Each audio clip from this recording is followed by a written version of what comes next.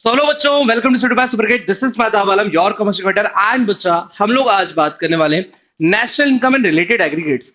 अब यार, हम लोग अगर इकोनॉमिक्स के स्टूडेंट है ना, तो ये नेशनल इनकम कई बार हमें सुनने को मिलता है। एंड ये भी बोला जाता है कि यार ये एक ऐसा टॉपिक है जिससे बहुत सारे बहुत सारे क्वेश्चन हमसे एग्जामिनेशन में पूछे जाएंगे। तो ऐसा इस टॉपिक में है क्या, और ये टॉपिक क्या सर बहुत बड़ा है? तो मैं आपको बोलूं कि इस टॉपिक को हम क्लासिफाई करते हैं एंड इसके बारे में डिटेल मैनर में बात करेंगे, यानी कि बिल्कुल एकदम स्टार्टिंग से। यानी एक होता है ना, बिल्कुल बेसिक को स्ट्रॉन्ग करो तो आपकी जो टॉप टिपिकल चीजें होती हैं वो अपने आप आपके लिए इजी हो जाती हैं। तो हम लोग आज यहां पर अपना स्टार्ट करेंगे नेशनल इनकम के बिल्कुल बेसिक्स पे बात करेंगे। एंड रिलेटेड एग्रीगेट्स का मतलब क्या है कि नेशनल इनकम में आने वाले जो बहुत सारे टर्म्स होते हैं, बहुत सारी जो सिंपल सी बातें भाई, जो टर्म्स आने वाले हैं, जो कैलकुलेशंस होने वाले हैं, ये किसके अराउंड एंड अराउंड है, ये सारी चीज हम आज सेशन में देखने वाले हैं। तो चलिए बच्चा, स्टार्ट करते हैं, कुछ चीजों पे डायरेक्टली बात करते हैं। सबसे पहले अगर हम नेशनल इनकम पढ़ने जाएंगे तो हमें बोला जाता है national income of a country. National income of a country यानी नेशनल इनकम निकालो एक किसी पर्टिकुलर कंट्री की। तो भाई ये कंट्री कैसे बात निकलती है, कैसे पता चलता है, इस बारे में जब भी बात होती है तो हमें सबसे पहले समझना होता है डोमेस्टिक टेरिटरी के बारे में। यानी भाई डोमेस्टिक टेरिटरी सर क्या होता है, क्या आप समझा सकते हो डोमेस्टिक टेरिटरी क्या होता है? तो हमने बोला बेसिकली बच्चा, जैसे अगर हम इंडियन कंट्री की बात करें, सपोज ये हमारी इंडियन कंट्री का जो मैप दिख रहा है एक शॉर्ट एंड सिंपल तरीके से, तो हमने क्या बोला कि हमारी डोमेस्टिक टेरिटरी में क्या आएगा, हमारी डोमेस्टिक टेरिटरी के अंदर क्या आता है। तो सबसे पहले डोमेस्टिक टेरिटरी में हमने यहां पे क्या बोला, in layman language it means a political frontier of a country. What is the meaning of domestic territory? Domestic territory को क्या बोला जाता है? तो आपसे ये भी वर्ड पूछा जाएगा तो आपके माइंड में थॉट क्लियर होना चाहिए। Domestic territory will also be known as political frontier of a country. And इसमें कौन कौन सी चीजें इंक्लूडेड है एंड कौन कौन सी चीजें एक्सक्लूडेड है? तो मैं बोलूंगा डोमेस्टिक टेरिटरी में सब कुछ इंक्लूडेड है एक्सेप्ट देयर आर समथिंग जो इंक्लूडेड नहीं होता। सर वो कौन सी चीज है वो बता दो। तो चलिए, हमने बोला कि डोमेस्टिक टेरिटरी में इंक्लूड क्या क्या होगा। सबसे पहले let's talk about this concept कि भाई डोमेस्टिक टेरिटरी में क्या क्या इंक्लूड होने वाला है बच्चा। तो आपने बोला सर पॉलिटिकल बाउंड्रीज, यानी जितनी भी पॉलिटिकल बाउंड्रीज है जिसपे हमारी गवर्नमेंट का कंट्रोल है, it is always be treated as a domestic territory, it is a part of domestic territory. First of all ये बात क्लियर रखिएगा। देन और क्या चीजें बच्चा, high commission, embassies and military bases located overseas. अगर हमारी एम्बेसी किसी डिफरेंट कंट्री में एग्जिस्ट करती है, हमारा मिलिट्री बेस किसी डिफरेंट कंट्री के पार्ट में एग्जिस्ट करता है, सो हमेशा इस बात का ध्यान रखिएगा, it is a part of our domestic territory, it is a part of our domestic territory. Clear है? तो सर क्या क्या क्लियर हो गया? पॉलिटिकल फ्रंटियर, या हम बात करें भाई political boundaries first of all, then second will be और high commission, military base, and the thing is कि सर अपनी एम्बेसीज अगर लोकेटेड है ओवरसी में तो वो भी हमारी डोमेस्टिक टेरिटरी का ही पार्ट होंगी। यानी अगर मैं आपसे बोलूं इस लाइन की वजह से कि इंडियन एम्बेसीज अगर सिचुएटेड है चाइना के अंदर, इंडियन एम्बेसीज सिचुएटेड अगर सपोज करो यूएसए के अंदर, तो basically it is a part of क्या इंडियन एम्बेसी के या इंडियन डोमेस्टिक टेरिटरी का पार्ट होगा? तो your answer will B yes. Yes sir, ये हमारी डोमेस्टिक टेरिटरी का ही पार्ट होने वाला है। और क्या रहेगा भाई? तो शिप, वेसल्स एंड एयरक्राफ्ट्स को भी कंसीडर किया गया यहाँ पर कि जो शिप्स हैं, जो एयरक्राफ्ट्स हैं, जो वेसल्स हैं, ये सारी चीजें भी जो हमारी हमारी डोमेस्टिक टेरिटरी यानी हमारी प्रॉपर्टी है, एंड वो सपोज करो डिफरेंट डिफरेंट इंटरनेशनल ओशियंस के अंदर है, एग्जिस्ट कर रही है, या एयरक्राफ्ट है दूसरी दूसरी कंट्री में एग्जिस्ट कर रहा है, तो भाई it is a part of our domestic territory.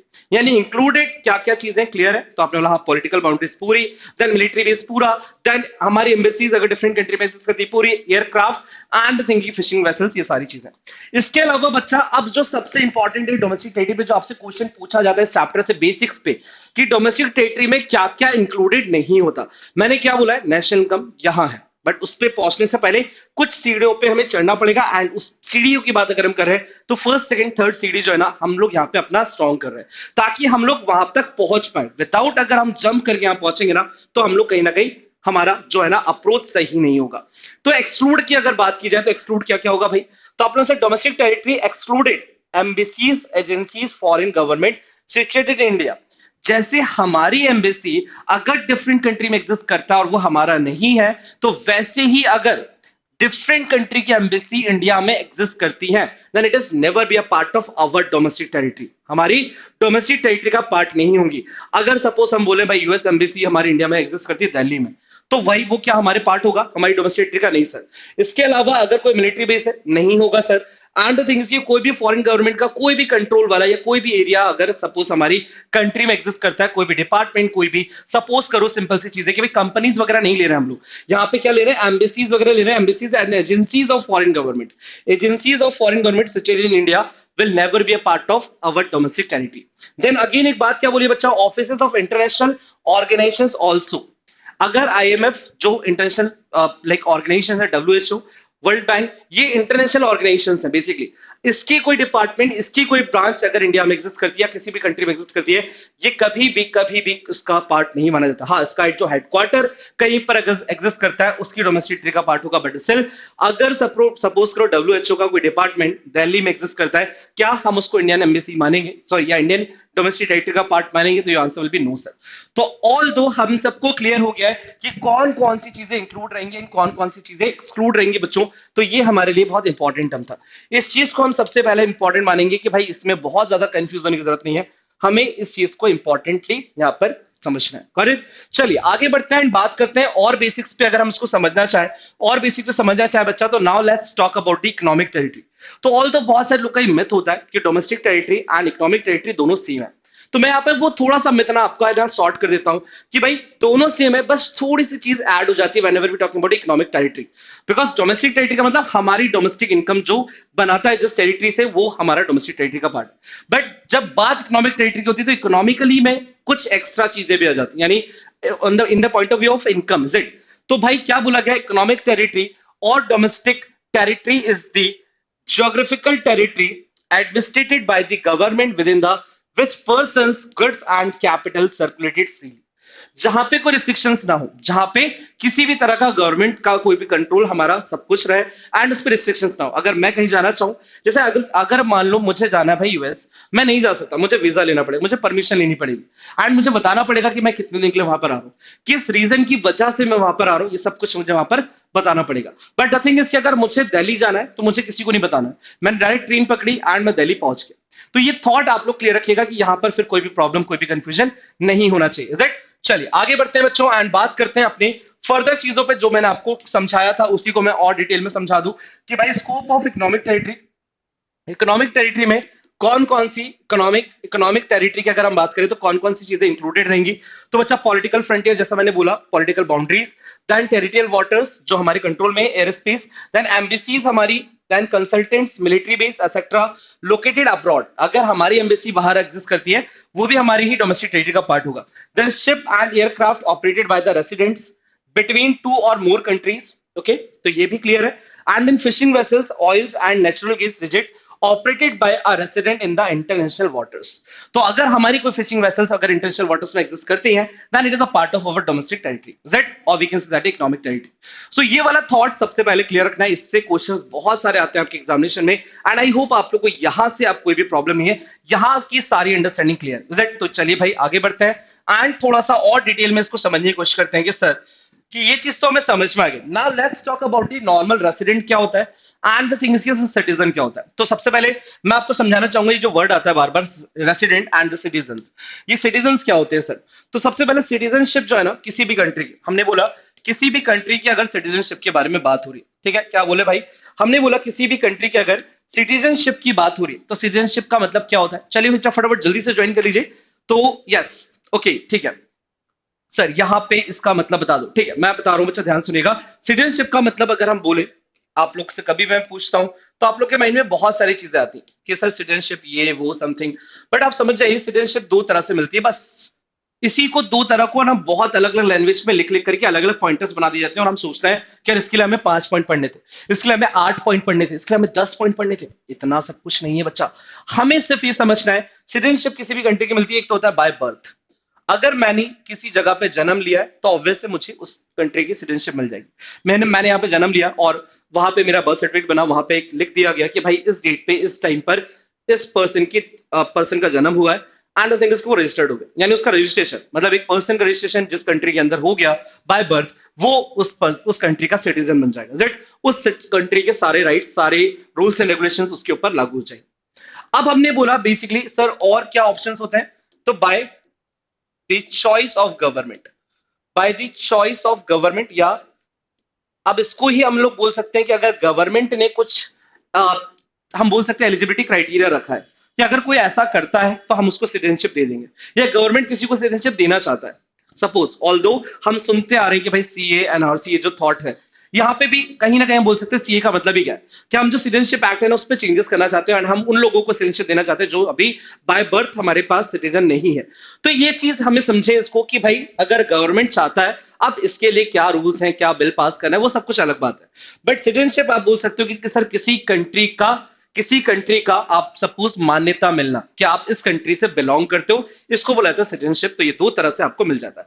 But still upon economy की पॉइंट ऑफ व्यू से ना सिटीजनशिप हमारे लिए एक कंप्लीट कंप्लीट पिक्चर नहीं होती। हम इसको समझने के लिए क्या करते हैं, हम बात करते हैं बच्चा let's talk about the normal resident, क्योंकि हमें इकोनॉमी के पॉइंट ऑफ व्यू से नॉर्मल रेसिडेंट पे बात करनी पड़ती है कि रेसिडेंट किसको माना गया कंट्री का, किस पर्सन को रेसिडेंट माना जाएगा, किस पर्सन को रेसिडेंट नहीं माना जाएगा।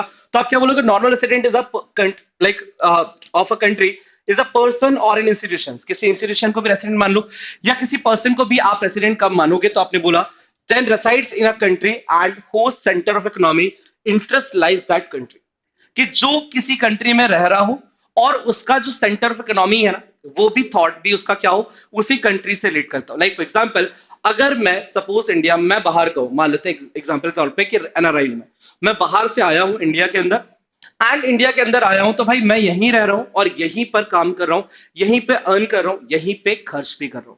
यानी इकोनॉमिक एक्टिविटी का मतलब क्या हो गया, अर्न एंड कंजम्पशन एक्सपेंडिचर। तो ये दोनों टास्क मैं इसी कंट्री के अंदर परफॉर्म कर रहा हूं, तो भाई ये चीज क्या हो जाएगी, ये चीज नॉर्मल रेसिडेंट की मुझे यहाँ पर जो क्राइटेरिया वो मुझे फुलफिल करते हुए मिल जाएगा, और मैं इस कंट्री का नॉर्मल रेसिडेंट माना जाऊंगा बिकॉज मैं इस कंट्री के इकोनॉमी में कंट्रीब्यूट कर रहा हूं। करेक्ट। सो बेसिकली ये थॉट क्लियर रखेगा।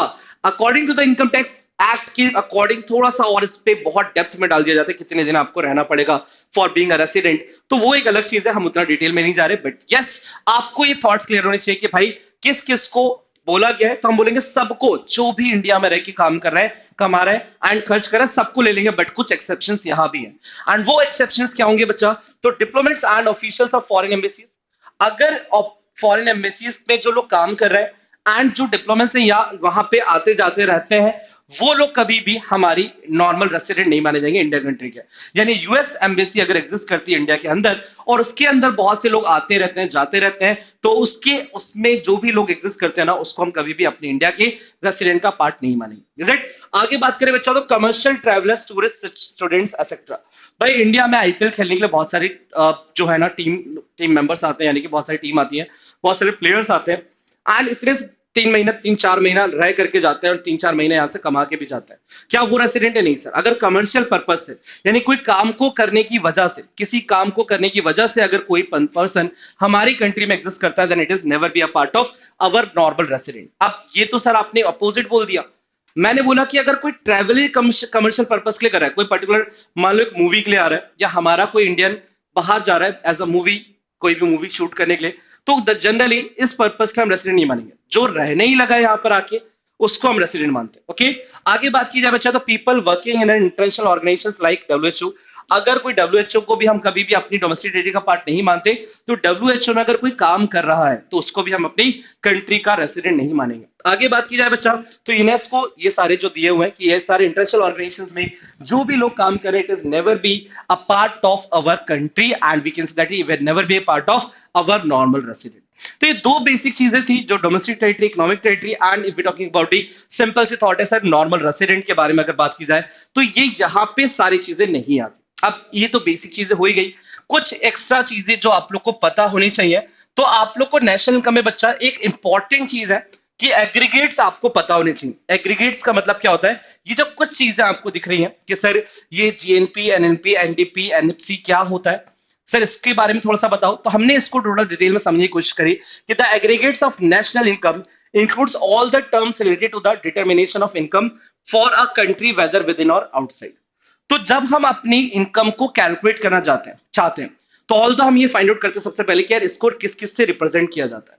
तो बच्चा यहाँ पे मैं आपको बहुत ज्यादा घुमाऊंगा नहीं, एंड मैं डायरेक्टली आपको क्या बोलूंगा कि कुछ चीजें आपको पता होनी चाहिए कि gross, G stand for the gross, है ना। ग्रॉस को हम किससे रिप्रेजेंट करते हैं बच्चा, जी से। अब हमें ग्रॉस से सपोज अगर नेट पे जाना है, ग्रॉस से हमें किस पे जाना है बच्चा, नेट पे जाना है। Net is represented by N. तो हम सबको पता है ग्रॉस से नेट पे जाने के लिए हमें क्या करना पड़ेगा बच्चों, तो हमें माइनस करना पड़ेगा डेप्रिसिएशन। हमें माइनस करना पड़ेगा डेप्रिसिएशन। ये ध्यान रखिएगा, ग्रॉस से नेट पे जाना है तो डेप्रिसिएशन। इसी का जस्ट अपोजिट बच्चा इफ वी टॉकिंग अबाउट कि अगर हमें नेट से जाना है बच्चों, सिंपल सी बात है ग्रॉस पे, तो हमें डेप्रिसिएशन की अमाउंट को क्या करना पड़ेगा, ऐड करना पड़ेगा।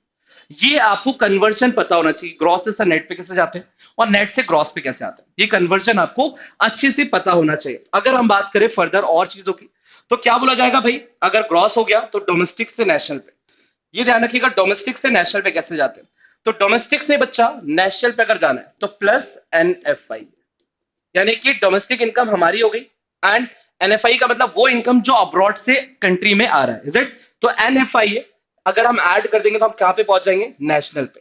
तो डोमेस्टिक से अगर नेशनल पे जाना है तो एनएफआई ऐड कर दो, और अगर नेशनल से डोमेस्टिक पे जाना है तो माइनस एनएफआई।